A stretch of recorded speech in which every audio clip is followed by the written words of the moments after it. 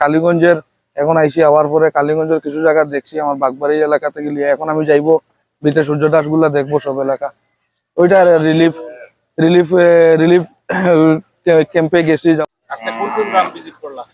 আজকে সর্বপ্রথম গতকালকে যে ঘটনাটা ঘটছে আপনার এই তাজুরতল বরতল এলাকার ওখানে আপনার 7 নম্বর ওয়ার্ডের আর বেন্দারগুল আর ওখানে আমরা গেছি গিয়া যাওয়ার পরে ওখানে ভিজিট করছি। ওখানে খুব দুঃখ লাগছে আর দেখিয়া যে ঘটনা যেটা ঘটছে এক ফ্যামিলি 7 পরিবার আর 7জন আর মানুষ। তো ফ্যামিলি মেম্বার 7 জন থেকে 5 জন মানুষ মানে ডেড হয়ে গেছেন।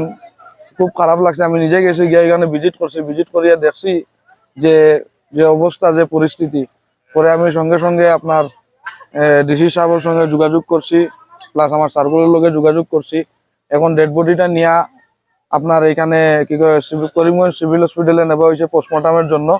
আমি সিভিল হসপিটালের সুপারিনটেন্ডেন্টের লোকে যোগাযোগ করছি যে যত জলদি পারেন তারে প্রসেসিংটা করিয়া তারা ডেড বডিটা আবার যাতে জনজাত লাগি বিদায় দেওয়া হয়। আর বাকি আরো বিভিন্ন এলাকা আমি আপনার কালীগঞ্জের এখন আইসি হওয়ার পরে কালীগঞ্জের কিছু জায়গা দেখছি আমার বাগবাড়ি এলাকা থেকে গিয়ে এখন আমি যাইবো বিতে সূর্য দাস গুলা দেখবো সব এলাকা ওইটা রিলিফ রিলিফ রিলিফ ক্যাম্পে গেছি। কালকে বা পরশু আমি আবার সার্কুলের সঙ্গে যোগাযোগ করব যাতে তারা পুরা রিলিফের যে সামানগুলো আছে সব বালা সুন্দর করে তারা পায়। আর আরেকটা কথা মানুষে দাবি করছে যে এখানে যে পশু যারা গরু ছাগল তারা খাওয়া দাওয়ার ব্যবস্থা পশু খাদ্য যেটা ওটা নিয়ে আমি আলাপ করছি। যত সত্যি ভাড়া পায় তারা একটা সমস্যা সমাধান করিয়া ওটা দেওয়ার জন্য আমি ডিসি সাহেবের সঙ্গে আলাপ করব। আর আগামীতেও যে কালীগঞ্জের যে পরিস্থিতি যেটা আমি নিজে দেখছি খুব খারাপ লাগছে।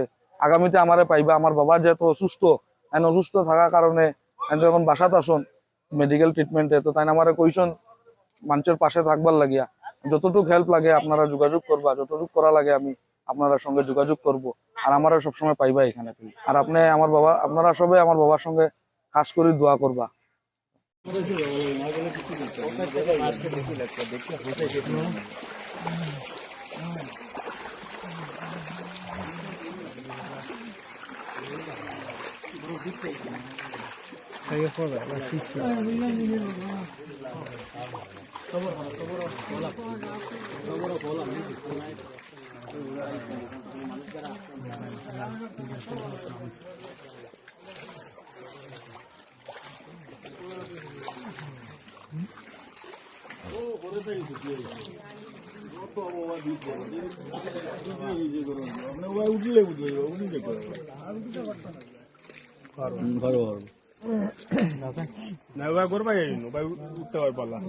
গরবাই গেলে আর ভালো হইবা। গরবাই গরবাই